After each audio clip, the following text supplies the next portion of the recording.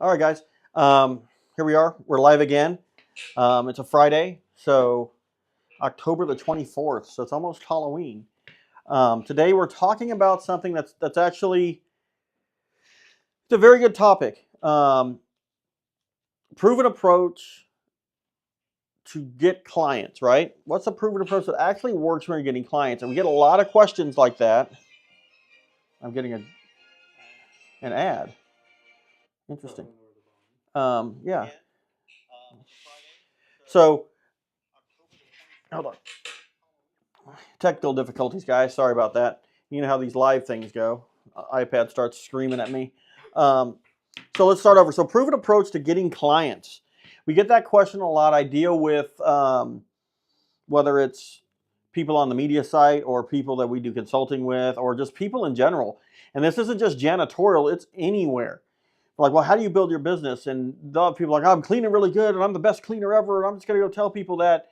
Um, Here's the hard part. We've dealt with this and we've talked and had employees, and it all starts with prospecting. If you can't get in front of someone, then you can never, ever have a client, right? No matter how good or how bad you are. There's some companies that do very, very well at prospecting, and they're getting in front of clients and they're selling, and then their service is terrible and they're losing a business and they have an operational issue. But we're talking about a proven approach to getting clients, whether you're just starting out or you've been in the business for a while and now it's time for you to take the next step and grow again. So prospecting, what is prospecting? There's no nice way to put it, guys. It's going out door to door, talking to people, finding areas that you're looking at. If it's in our industry, what we do is we'll jump in a car and we'll drive and literally park the car, grab a bunch of cards, and go door to door in office parks or places with lots of buildings, and then come back and walk back to the car, go drive to the next place. Now, prospecting, let's be very clear. A lot of people are like, well, I'm not good at sales. And usually it's not that you're not good at sales, it's you're not good at prospecting. Because you view prospecting as if I go into a building and I ask somebody for their business card or who does your janitorial, and they don't say, oh, well, we're unhappy and I want you to do it. Let's sit down right now. Let's sign a contract. You just give up. So I think a lot of people don't view prospecting as something that is, it's exactly that. Your win on a prospect is not getting a sale. Your win is leaving with a card that has who I need to talk to. And really, that's it. Sometimes you'll get an appointment. Sometimes you get to see them. Other times you just get a card. And sometimes you just get the whole gatekeeper. We call the person at the front receptionist the gatekeeper. You get to start a relationship with that person, and maybe you go in there again and again, and it takes you 5 times to go in. And then finally they're like, oh yeah, really, it's Jim, and Jim works in facilities. Let me get you his card. And then you get the card. That's a win on prospecting. It's not, oh, well, now I got the account and I'm going to go out and I'm going to do 1 day's worth of work and get an account. Does it happen? Sometimes. Not all the time, not most of the time. What usually happens is you want to stack your cards and you want to do the work. Matt created a really great prospecting guide on the media site that honestly it's what we've been doing since we were little. We just never wrote it down. So for him, it is that accountability, and it's if you have someone asking you like, hey, Greg, did you do your 50 cards this week? You're probably going to get motivated to go do it. So sometimes you just need an accountability partner like, hey, your wife, if it's just you and you're running your own business, maybe somebody at the office is like, hey, did you get your cards this week? No, you know what, I didn't. I got busy. Okay, go get your cards. And you'll be shocked on how fast you can get door to door. And that is the first step of even getting the opportunity to have an approach of a sustainable business. Because that's where you need to start. How do I get the opportunity to even show people how good or how bad I am? How do I learn? Or like Matt and I always say, you got to pay your tuition. When we screw up and it hurts, whether it's financially or our time, we're like, well, we're paying our tuition, right? Just like in college, they teach you how to do things and you pay for it. Same thing for us. Life teaches us how to do things and we pay for it. First step, if you don't want to prospect, probably find another position in the company, or if you're starting a company, find someone that that will prospect. Know what you're good at. You don't have to be great at sales. But what you have to do is know, hey, if I go in, I'll give you a very simple example. This is all you have to teach someone to say. If you're walking into the door, and I got Jordan in my office, so I'm like, hey, Jordan, my name's Greg. I'm with OctoClean. And who would I talk to about your janitorial service? Oh, I don't know who that would be. Oh, okay. Um, do you guys have a service now? Start a conversation. Be real. Don't have a checklist. I've had guys like that too. I have a checklist, and I've got a couple of questions for you, girl at the front desk. And she's just like, this dude's freaking weird. And next time, lock the door. That's not what you want to do. Keep it natural. Ask questions. See where you get. And I guarantee you, you'll get one out of every 3 will give you a card. And then you'll get so good at it that everyone will give you a card. You're handing them a card, and I'm getting a card. So, of course, you heard me say you're handing them a card. You'd be shocked how many people I talk to. Oh, I don't even have a business card, Greg. Or I don't have a shirt with a logo on it. Well, you're going to walk into someone's business, and they're automatically going to think, well, what's this guy doing? I don't really trust him. Or, we talk about sustaining a business and things that actually work. When we were younger, we would have a brochure, and we would walk in and we would give someone a brochure. Like, look what we do. Amazing, isn't it? 3-fold brochure. There's pictures of us cleaning and things like that. Those days are gone.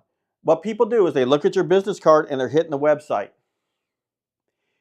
Okay, they're sustainable. So if you're looking for big businesses, get you a website. You don't have to spend $1 million on a website. You can literally go to any one of these website hosting places and create your own website if you want. But you got to start there. You got to have business cards, at least a shirt with a logo, even if it's the only one you got. And you need to have a website that is drawing back to, okay, this is my brochure. Now, that being said, let's talk about what's next. You get a call and you're like, okay, great, I'm really good at prospecting, but now I'm terrible at sales. So then we got people that go in and be like, well, let me just, this is the great one. And we get this a lot. We talk with companies, and they invite us in, and we say, we're going to go and we need to look at the building, and then we also need to do some measurements. We need to measure to see how much carpet you have, how much tile you have. We take a look at your restrooms, and that way we can get you an accurate quote. Well, that's weird, Greg, because the last company, they just did a little walk around and looked and said, oh, it's $500. And then we walk around and we're measuring and everything, and it builds that credibility. I look at it like this. If anybody out there's a homeowner, and I had a new house and I had concrete put in the backyard, and I had a guy come in, and the first guy came in, no shirt, no nothing, came in with an old, beat up truck. And I was like, well, maybe he's a hardworking dude. Let's see. He walks back there. He looks around. He kicks the dirt and says, you want it from here to here? And I'm like, yeah. Be $1,700. I'm like, that's kind of shady. I could do it tomorrow. And I'm like, okay, well, let me get some more bids. And then I had a guy come out and he did the measurements and did everything. Was like, okay, well, cool. He's like, do you want your drains? You need this, you need that, you need this. I need to do some measurements. I need to chest this, soil, brought a little shovel. Said, okay, yeah, we're not going to have to do this. We're going to have to do that. And I was like, well, I'm more comfortable with that. That's what this business is lacking. That's what our industry is lacking. The level of professionalism is like, let me get all my measurements down. So after I'm done with my prospecting, now I get invited in, I'm sitting in front of a customer, and I'm actually giving them something tangible. They're like, okay, well, this guy actually spent some time here. If he's spending time here, he's probably going to spend time doing his cleaning, and I'm not going to have, oh, well, anybody can clean company doing a terrible job. And then if I need my carpets cleaned, he doesn't need to come back out because he already has the measurements, or he has a tile, he already has the measurements. Cool. That automatically is going to put you steps and steps above, I would say 90% of any janitorial company out there. And I'm talking the franchise systems, everybody. They don't do that. They look around, or they ask the customer, how big is this place? Oh, it's about 10,000 square feet. Cool. Let me write that down. Or this is the great one. What are you paying now? Oh, I'm paying $1,500. So we can do it for $1,500. Will you come with us? Sure, I will. And then 2-3 weeks later, they got us in there. So that's what we're talking about here. Act as a professional. So we talked about this. If you want to look at this, first thing is prospecting as a professional. Cards, shirts, right? Business card leads to a website. Your email address doesn't say at Yahoo or at Gmail. If you get a website, it will include email addresses. Your business name at .com, .org, whatever you want it to be. That's telling people like, oh, this guy's not messing around. He's here for the long haul. Because they view it the same way that some of people in our industry view it. Janitorial is easy, fly by night. Some people are here, some people aren't. But if you're investing into a website, business cards, logoed shirts, they're like, oh, this is different. These guys are a little bit different. So now you hear a lot of people say, I hear this a lot, like, what you got to identify your target market. And when you're hungry and you're starting a business, your target market is anyone that can basically fog a mirror. If you have the money and you're alive and you need a janitorial contract, that's for me. So keep that in mind. So if you're seeing everyone, right? When we talk about target market for us, we kind of know what it is. If it's 2 days a week for $275, it's probably not our target market. I'm not going to fish there. I'm going to go and I'm going to find people above $1,000. If you're first starting out and you're doing all of this, you need to have as we use a fishing analogy, you need to have a line in a big pond and in a bunch of little ponds at the same time. Which means, what do I mean by a big pond? Let's say I'm going out for a medical center, a large medical center. That sales cycle could be 2 years. Like you could be talking to this guy in facilities for 2.5, 3 years before he's like, you know what? You guys are legit. I'm going to go with you guys. Well, you can't live off of that. So now you have to also have other people in the mix where they're doing, okay, under $1,000 accounts or 1,000 to 3,000, and their sales cycle's 30 to 90 days. So you're landing those, and then you're landing a big one. You want to build a business? That's how you need to do it. You need to have big clients you're going after, so a targeted list. I wish I had. Now, how do I do that? I'm going to be very clear with you. Jump on the internet and Google top five businesses in whatever zip code. That's going to give you who has the most employees. That's a very, very good idea that they're going to have someone to clean it if they have 500 employees. Or what medical centers are in my area if you're looking for medical or manufacturing, distribution, whatever it is. If you're just going out and you're just starting, look at people's buildings that as you drive by have more than 10 cars parked in the parking lot. It's a good one. Then go in and talk to them. And it's that simple. Hey, my name's Greg with OctoClean. Who would I talk to about your janitorial service? Be very approachable, be very kind, because what's going to happen if you go back in and you're like, my name's Greg, I'm with OctoClean. Let me get in touch with someone that does your janitorial. I'll wait. She's like, he's busy right now. And then you leave. You know what she does? She goes back to Jordan, who's in charge of janitorial. But like, this dude came in and he was not nice at all. Don't ever go with that company. And even if this guy had some thought about going with you, he's never going to go with you now because you made the person up front of the front desk upset and feel uncomfortable. So keep that in mind. Now, we talked about prospecting. We talked about a lot of different things. Market competition. When does that come into play? People are like, well, I can't sell out here because the market is just so flooded with a bunch of different people. You're talking about market competition when you're up in the over $1 million a year businesses. If they're dropping more than $1 million, there's probably only about 5 people in your market that they would send their business to. So let's dispel that myth if you're growing your business. If you're growing your business and what I say, you're practicing to get really well, that is when you want to go out and say, look, my market is going to be the ones probably they don't want, the ones that they can't, keep a crew in there for 10 hours a night.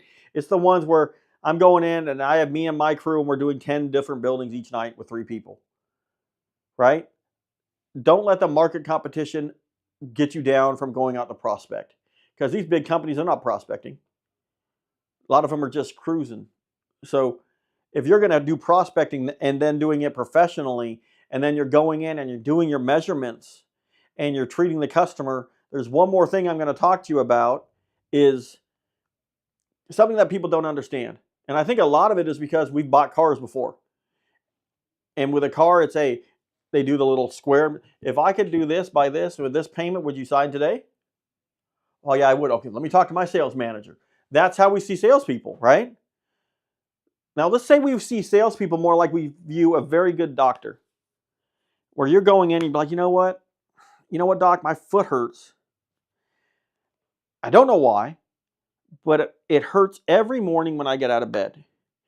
And then by noon, it's okay. And the doctor's going to be like, you know what, Greg, um, can I ask you a couple questions? Oh yeah, sure. Before you go to bed, what do you do? Well, I usually jump on my Peloton, lift some weights, do some deadlifts, things like that. Okay. Do you think that might have something to do with it? Well, no, I don't think so because I stretch though. Um, okay, let's say that's not. What kind of shoes do you wear? Well, this one. Oh, I think it might be your shoes. Well, let me see your feet. Right? That's how doctors are, and that's what we expect. That's not how janitorial companies are. So what did I just do? A good example of, we talk about this a lot here. We talk about it on our media site. You have to extract the pain. In that scenario, if I'm going to the doctor, I'm really bought in. I'm like, doctor, please. I've got a lot of pain. I'm dying every day. My feet are killing me. I'll do anything and tell you anything to make you fix it. So I get medication, whatever you need me to do to fix it. That's when a customer is, we're together, we're going to fix this problem. Because that's how I am with it, right? Now, what does it mean in janitorial? Because people are like, well, there's no pain in it, so there's no sale, which is honestly, it probably mystifies a lot of you, honestly. Like, what does that mean? Well, what could be pain in janitorial? If I go in and I was role play with, and say, I kind of sit with a customer, I'm like, so I'll sit with them and be like, I've got to have a lot of questions for you. First of all, why are we here? Well, Greg, I'm here because my boss told me to get a couple quotes, and that's really where I'm at. Oh, okay. So I can have a lot of questions. Some might be uncomfortable. So if that does come up, but are we good? I can ask you some questions. Yeah, sure. And we talk about a lot of this in our media site. But anyway, so when you say your boss wants you to get some quotes, is she just looking for a better price? What's going on? No, this is what's going on. His Aunt Susie cleans, and she's terrible. Like, she doesn't show up most days. But his wife really loves this chick, but she's not great. And we really need to get some quotes to get somebody in here. But yeah, that's kind of where. So then I would go back and I'm like, okay, well, just like my feet hurting, like, well, so what have you done to get with this Aunt Susie? Because it sounds like it's really delicate. Because if it's the boss's, relative, she's probably never going to fire her. But well, we've done a lot of things. We've had to document what she's done, and they've written her up, and it's just time for her to move on. And he's actually said that's fine, because it's really taken a lot of his time. And I'm like, oh, okay, well, it doesn't take your time though. You're fine, right? You're good. That's just his deal. No, actually, Greg, I spent half my time calling her the company that she works for, all this other stuff, just hours a day trying to get the office clean, and then she doesn't show up some days. Oh, okay. And you just draw her down until the point where she's like, please help me. And then you can go for, okay, now we're going to go for this walk. And on the walk, this is what I'm going to do. You're setting it up just like the doctor did with my foot. Well, I'm going to have a lot of questions for you, Greg, about your feet, about what you're doing. You're going to do the same thing. Well, I'm going to have a lot of questions for you. And then after our walk, I'm going to need to measure. So you can walk with me on the measure. Or I can do it by myself, whatever it is. But I need to get the measurements. And do you want to know why we get measurements? Don't throw stuff out. Ask a question and they'll say yes or no. That's another thing. Sales is always viewed as, I'm doing something to someone. We're not driving the bus together. I'm driving it. You sit in the back. I'm going to tell you what we're going to do, and I'm going to give you a price, and hopefully everything comes out well. And then being able to say, you know what, when you leave, you have to have actionable steps when you leave. So I'm doing a lot of work for them, right? I found out what their pain was. So their pain's not, I walk through and the bathroom's dirty. Well, kind of, sort of, right? But really what their pain is they have no communication. The girl's not showing up. The boss, it's a relative. And then the relative is like, we're just done here. The relative's making the boss look bad. So now we need a company that actually does a good job. That's their pain. Then you're like, well, Do you want to know how we handle like call outs and things like that? Because what if you just throw it at them? Well, you know how we all handle call outs. If someone calls out, we're going to write them up, and then we're going to bring the other person in, and from another building, we're going to do this. We have a lot of people. What if she's like, you know what, I don't want to talk about that? Because you ask her, yeah, I trust that you guys have it. Oh, okay. You go around and you see things dirty, and you're like, oh, you know how we clean this bathroom? Maybe she doesn't care. Or the bathroom smells. I'll be like, yeah, it does kind of have a smell. Huh. I wonder what it is. And you walk around with her and you're like, oh, I know what it is. That drain. You probably have something coming out of that drain. They probably need to do something with that drain. You want to know how we would do that? Sure. What would you do to fix that? Well, we pour water down the drain and you wouldn't smell the sewer gas anymore. Oh, well, that's something else. Because you know what you really just did is say, you know what, we're educated enough. We've been in this business long enough that we can recognize it where other people don't. Instead of just throwing it at her and she's like, my head just exploded. I'm not listening because you just threw up on me. You're asking her what she wants to know, right? And then after everything's done, you're looking at this process while you go, okay, Greg, I did all that. I got my measurements. I got all this. About an hour appointment. What do I do now? You have to have a clear next step. That's what a lot of people don't do, is they don't have any clear next step. Their clear next step is like, thank you. They're so excited to get the appointment. I'll send you something. And hopefully you say yes. The clear next step for us is yes or no, right? No, everybody hates no. Yes, no, and then if it's a no, what's a clear next step? Right? Very simple. I'm okay with a no. I would rather have 100 no's. That way I know I don't have to chase them. I can close the file, put them on a call where we're maybe marketing to them once every 6 months, and then getting a call back later on. That way I'm not like, oh, I've got to call her every Friday because I didn't give her a clear next step. If your clear next step is like, you know what, Denise, I'm going to call you next Friday, and you think you'd have a decision by then? Well, no, I don't think so, Greg, because, oh, okay. So how does the decision get made? Well, really how this is going to work is I've got to get the quote and I got to send it over there. I have 3 more quotes, but those people aren't going to be in until Monday, Wednesday, and Thursday of next week. So really I can't make a decision until the 15th. Can I have your quote on the 7th? Not a problem. Now, on the 15th, is that the day you're going to make the actual decision or what? Oh, no, we're not going to make that till the 18th. So it's fair to say that if I give it to you on the 7th and you have any questions, you're going to call me.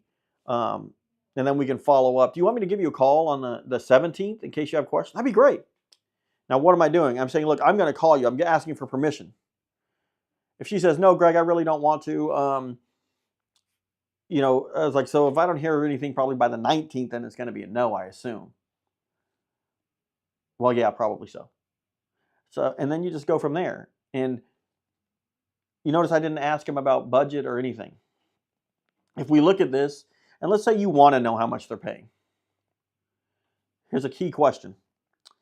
If I'm sitting there and it's a large building, I don't know. There's a lot of weird questions I'm getting asked. When I came in their pain, there's not a whole lot of pain. And I'm like, I'm not one that gives out a bunch of quotes. And I was talking about this last week is there's probably about 10 times I've given out a quote not knowing that I would get it. Or at least had a very, very good chance of getting it. But if you want to know the actual price they're paying, here's the 50-50 question. And I do it just like that. With a customer like, you know what, Jordan, I got a 50-50 question. You know what that is? Jordan will be like, I don't know. Well, it's 50-50 because 50% of the people answer it and 50% of the people don't. You want me to ask the question? No, so I asked, do you want me to ask the question? Sure. How much you paying now? Oh, I can't tell you that. I can't tell you that. Or you know what? Hold on. Let me see. Let me text. I'm paying $6,782. Because then he's like, dude, this guy's pretty cool. He's chill, right? That's the 50-50 question. Now, you notice we talked about a lot about sustaining a business. You can't do anything. And there's a reason why I said I'm talking about prospecting first. None of this happens without the simple phrase, who may I talk to about your janitorial service? My name is Greg. Who may I talk to about your janitorial service? That's where it all starts. You want to be successful? That's where it all starts.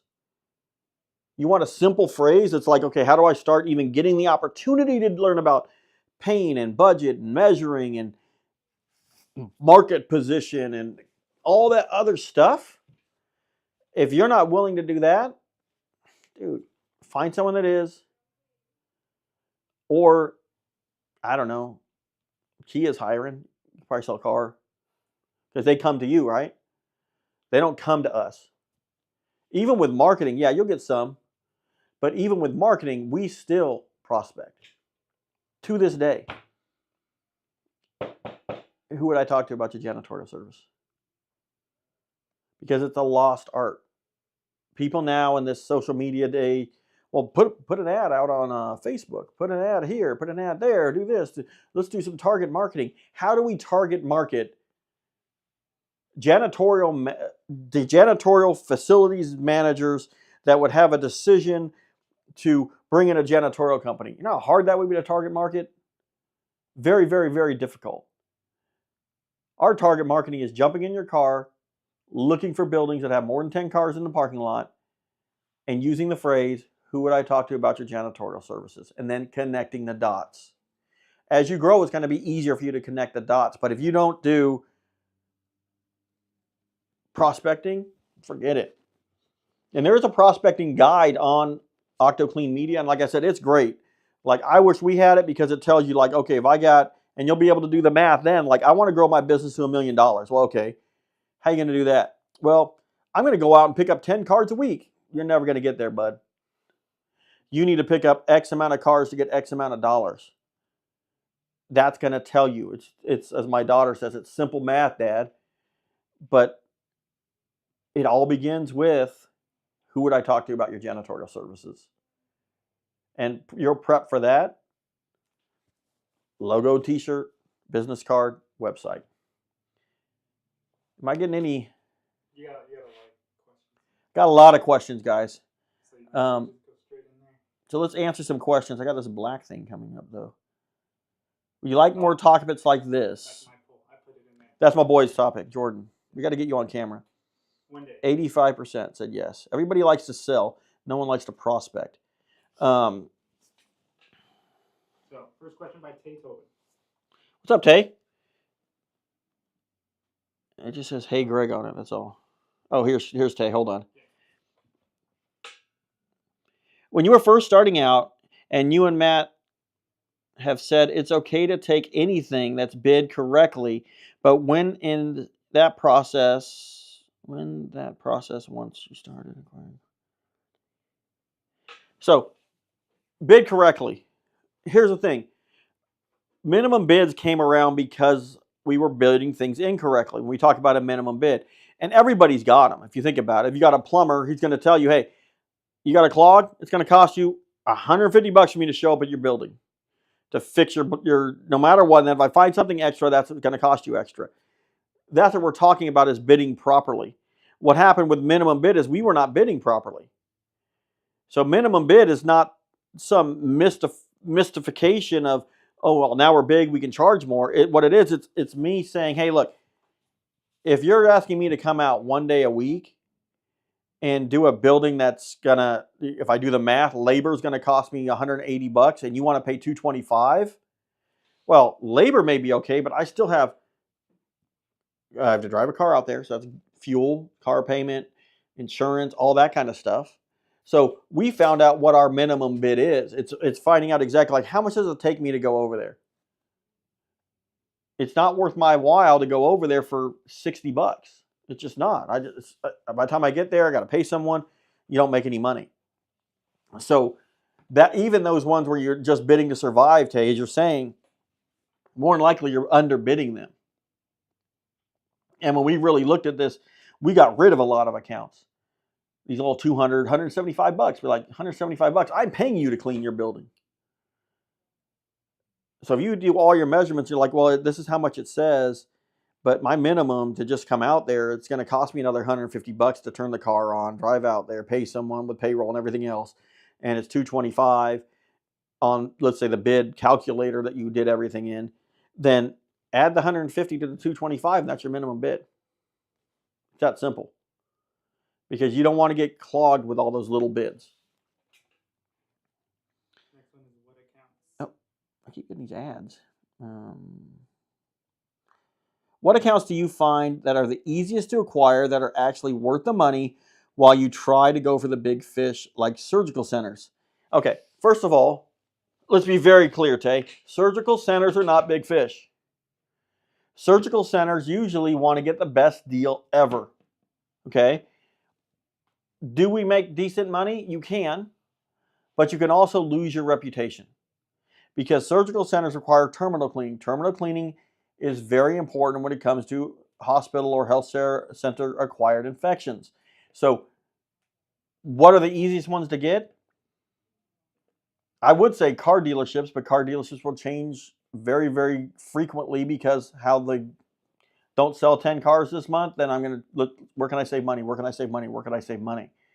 So you're looking at offices, you're looking at people that can make a decision. So if you're looking at people with short sales cycles, is what we call them. If I own a company, like let's say you walk into my office and this is the only building that we own, that's going to be a short sales cycle, because there's not a lot of people going to get involved in the decision. But if I'm going in and let's say I'm trying to go into Starbucks and sell them a clean every single night after they leave, that's not going to be a short sales cycle. You know why? Even if it's $500, it's still got to go up the chain and back down the chain. Everybody's got to approve it. Those are longer sales cycles. So when you're asking that question, my answer would be find businesses where when you're walking with them, this is a short sales cycle. Real estate agents, they're usually pretty quick. Insurance agents, they're usually pretty quick, especially when you're first starting out. But you got to realize, those people, when they write you a $500 check, that's their $500. If I'm dealing with bigger fish, 2,000, 3,000, 4,000 and above, that's not their money. It's a line item on a sheet of paper. The sales cycle is going to be probably just about as fast. And they're going to be like, yeah, that's cool. As long as I'm underneath this budget line, I'm good. Which means they're not going to be as, well, you didn't tip the toilet paper just perfectly. Or you know what, I came in and there was a hair in the corner, but I know you only clean once a week. It's like, come on, man. All right. So keep that in mind too. You want to look for that medium-sized customer, especially if you're just building. But don't pass the small ones. I mean, when I was running my business, my first company was a real estate agent from a friend. Like, hey, I think it was like Century 21 or something. This guy owned it. He said, can you clean it? I'm like, yeah, sure. And then I got into banks and, things like that, other buildings, manufacturer distribution. Build small. Know what you're good at. Office cleaning's easy. Just don't cut corners. That's what I ask you out there. Don't cut corners. And surgical centers, Tay, if you're looking for surgical centers, they can be a faster sales cycle, but you're still probably looking at 60 days. Okay, so that's what you're looking at there. Question from Green Bean. How much would you differentiate yourself from other cleaning companies to make your offerings interesting, so people won't just brush you off as any other cleaning company, thinking that cleaning is simple? Well, that's a great question, and we talked about that a little bit. I've dealt with multi-million-dollar companies doing consulting, and when I break them down, like, okay, did you get your measurements? Oh, we don't measure. You don't measure. You just go in and look. Well, I've got a guy that's worked for me for about 30 years, and he's really good at looking at stuff and telling me the price. Well, that's interesting. That's the first one. Because how do you differentiate? They're automatically going to think that everybody knows how to clean. Why? Because when they were little kids, their mom told them to clean their room, and they pushed everything underneath the bed, but it looked clean, and their mom said, great. Cleaning ain't that hard. That's what they think. So what's going to differentiate it? Well, you showing them you're a professional. Logo shirt, business card, website, going in, having the pain conversation, not just like, you want to see what we do? We do quality assurance, and we do this, and we do that. And you know what else we do? We also order paper supplies, and we can do this, and we can do that, and we can do this. That's what everybody's doing in the market. Instead of saying, we may not be a fit. Have you ever heard of a salesman? You go there and be like, you know what? I'm here to buy a Toyota. And you go to the sales rep and he's like, you know what? Toyotas are great cars, but there may be a time when I just don't think we're a fit. Maybe the car doesn't fit, or maybe your expectation of what it might be. Maybe you need to get a BMW or Ferrari, because you would lose your mind. Be like, what? They'd fire that guy. But what it differentiates it is like, I don't feel pressured. That's what it is for us, being able to say, we may not be a fit for everyone. And if I'm not a fit, or you feel that you're not a fit for us, you'll let me know, right? Well, yeah. Because now they're like, finally, I can actually get to business, walk them through, show them what it is that I need done. That's what this is about. It's not about differentiating yourself from anyone else. It's about the relationship. When we go to our large customers, I'm talking about customers that give us over $1 million a year. They don't talk about how well we clean. They talk about transparency, right? We're not hiding anything from you. We have systems set up that show hey, if you complain, everybody gets to see it, right? They love our relationship with them, that we have their back. Like if we see something that's, we're overpaying for that. You shouldn't be paying that. Little simple things like I'm doing a linen audit for a large hospital system because I feel that they're paying too much for linen. Not because, hey, Greg, do this linen audit for me. It's like, no, dude, it's just the right thing to do. So that's what's going to differentiate you. They don't care about how else you clean. If you're like Tay's one of our people that are on our site, our media site, if you're in a healthcare environment and you're strictly going for healthcare, what could differentiate you? Certifications. If you went and got different certifications, that could differentiate you. They're going to know automatically, okay, this guy's certified for this. I'm not even going to talk to them. But if you're doing let's say you go to a car dealership and there's 5 other companies, they're all going to be like, oh, this is what I do, this is what I do, this is what I do. We clean Ferrari, we clean this, we clean that dealership. It's like, okay, great.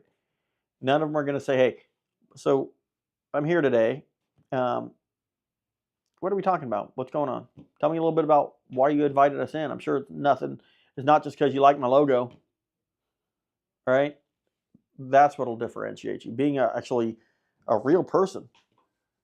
Doing what you say you will do by the time you say you will do it. Clear next steps. Everything we talked about here today. So, Propolis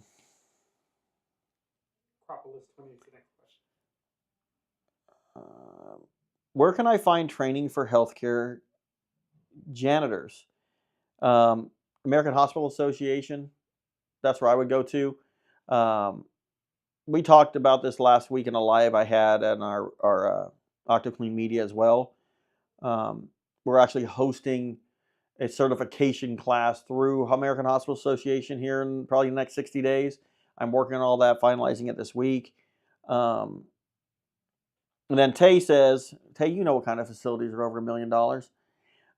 What type of facilities are you referring to when you talk about over $1 million a year for customers? So if you know us at all, Matt and I grew up in this business, right? And it wasn't a business like, hey, let's go start a business. It was, we're really hungry. I'm not talking about hungry as in I'm hungry like you see on TV. I'm talking about hungry as in, we're starving and we got to keep the lights on or we don't want to be homeless. That's what I'm talking about, hungry. And my dad was cleaning windows and we just said, hey, we can clean. That we were one of you guys. And we learned very quickly that we could not very well. So that's what I'm talking about. And then when we're looking at, healthcare, we said it started to rain really, really bad one year and we were cleaning windows. And that was our major thing. And when it rains here in California, no one wants any windows cleaned for it seemed like months. Like, oh, it might rain again. It just might. So then we're like, we got to really get to a business where no matter what the economy does, they still want us to be there. And then if you're paying attention to anything when it comes to retail or even office space, people are working at home, people are doing that. What are people not doing? They're still going to the doctor. They still need to see their doctor. They still need to do this stuff. So healthcare for us is very secure. And we've proved our worth to healthcare providers.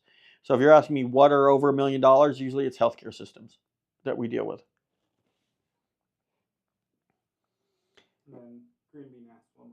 My boy Green Bean. I like that name. How to convince them. How do you convince them that you're worth the money? Most places just look at for the cheapest price as they think cleaning is all the same and there's no difference. Well, are you showing them that there's no difference? That's where I first ask. And I have a guy, Aaron, hopefully he's watching. Maybe he's not. But usually he says, hey, Greg, I saw you mentioned me. Aaron owns a cleaning company out of Virginia. And he had the same thought that you're having right now. How do I differentiate it? How do I say I'm worth the money? And I asked him the same thing. So when you go in, are you doing any measurements? No. I just walk around and look at it. Because you know why? You're just like everybody else. So how do you differentiate? First, you act different. Right? Oh, you spend the time. Well, this guy's measuring it. I just told you 2,000 square feet. I got it. I know. I need to make sure I have the carpet and tile, all this other stuff. Then you're different already. Then they say, well, you know what? That's just too much. These people pay their people to come in and work. You should be able to say, hey, look, and there's a wage burden calculator on OctoClean Media where you can say, look, this is how much I'm paying someone. This is how much time they're going to spend. And that's your price. Am I going to make a little bit? Yeah, I need to make a little bit of money. That's worked in there. You should be able to explain to your customer why they're paying what they're paying. I would say 75 to 90% of the janitorial companies on the market right now, if I had this same conversation with them, can you break down why I'm paying $6,200 a month? Because that's what it costs. Explain to me why it costs $6,200. If you sit down with them and say, look, this is your price, would you like to show me, would you like me to show you how I got to that?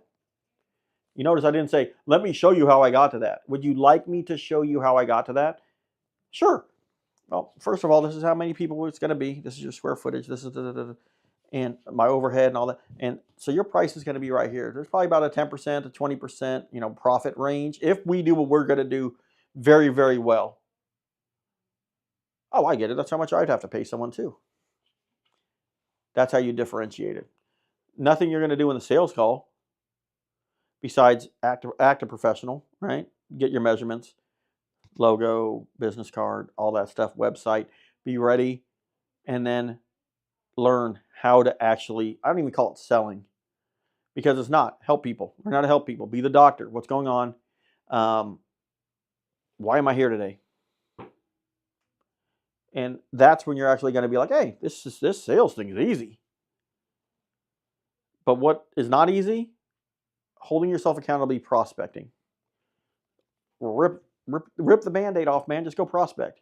They're not going to hurt you.